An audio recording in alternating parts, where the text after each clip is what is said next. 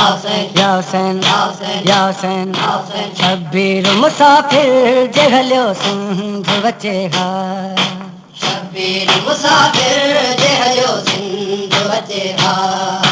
शब्बीर मुसाफिर जे हलियो सिंध बचे हा शब्बीर मुसाफिर जे हलियो सिंध बचे हा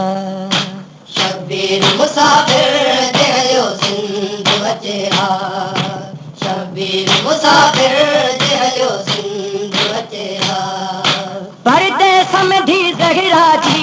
परदेस में धी ज़हरा जी बर्बाद न थे हा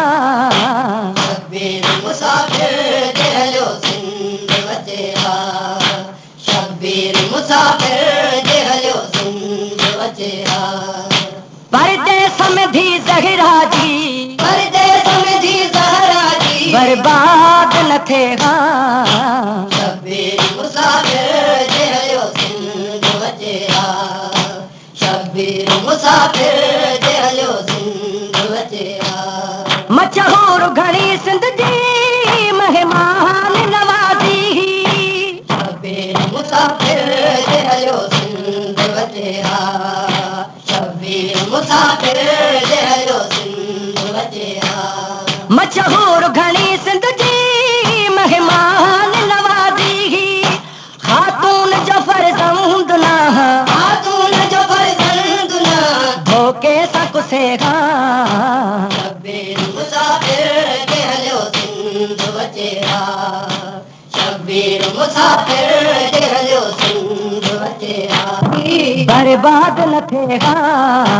शब्बीर मुसाफिर जे हलियो सिंध बचे हा शब्बीर मुसाफिर जे हलियो सिंध बचे हा गैरत ऐं शराफत में घणा सिंध जवासी शब्बीर मुसाफिर जे हलियो सिंध बचे हा शब्बीर मुसाफिर जे हलियो सिंध बचे हा गैरत ऐं शराफत में घणा सिंध जवासी शब्बीर तुंहिंजे भेण जी शब्बीर तुंहिंजे भेण जी चादर न लहे हा शब्बीर मुसाफिर जे हलियो सिंध बचे हा शब्बीर मुसाफिर जे हलियो सिंध बचे हा परदेस में धी ज़हरा जी परदेस में धी ज़हरा जी बर्बाद न थे हा शब्बीर मुसाफिर जे हलियो सिंध बचे हा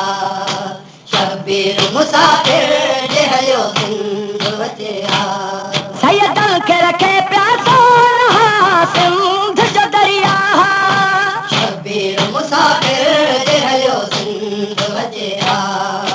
शब्बीर मुसाफिर जे हलियो सिंध बचे हा सैयदन खे रखे प्यासो रहा सिंध जो दरिया पाणीअ जे वध शाह जो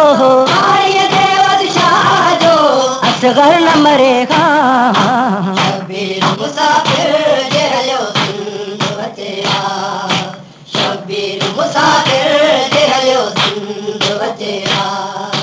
परदेस में धी ज़हरा जी परदेस में धी ज़हरा जी बर्बाद न थे हा शब्बीर मुसाफिर जे हलियो सिंध बचे हा शब्बीर मुसाफिर जे हलियो सिंध बचे हा मशहूर घणी सिंध जी मेहमान नवाज़ी शब्बीर मुसाफिर जे हलियो सिंध बचे हा शब्बीर मुसाफिर जे हलियो सिंध बचे हा मशहूर घणी सिंध जी मेहमान नवाज़ी खातून जो फर्ज़ंद ना खातून जो फर्ज़ंद ना धोखे सां कुसे हा शब्बीर मुसाफिर जे हलियो सिंध बचे हा शब्बीर मुसाफिर जे हलियो सिंध बचे हा परदेस में धी ज़हरा जी परदेस में धी ज़हरा जी बर्बाद न थे हा शब्बीर मुसाफिर जे हलियो सिंध बचे हा शब्बीर मुसाफिर जे हलियो सिंध बचे हा अब प्यार इहो दिल में घणो दर्द वठमूं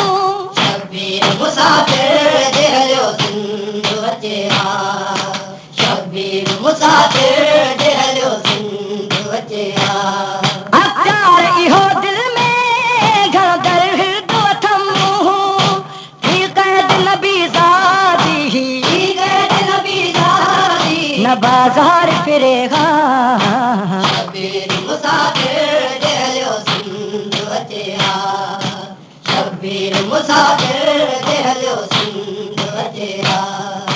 परदेस में थी ज़हिरा जी परदेस में थी ज़हरा जी बर्बाद न थिएगा शबीर मुसाफ़िर जे हलियो सिंध अचे हा शबीर मुसाफ़िर जे हलियो सिंध अचे हा शबीर मुसाफ़िर जे हलियो सिंध अचे हा शबीर मुसाफ़िर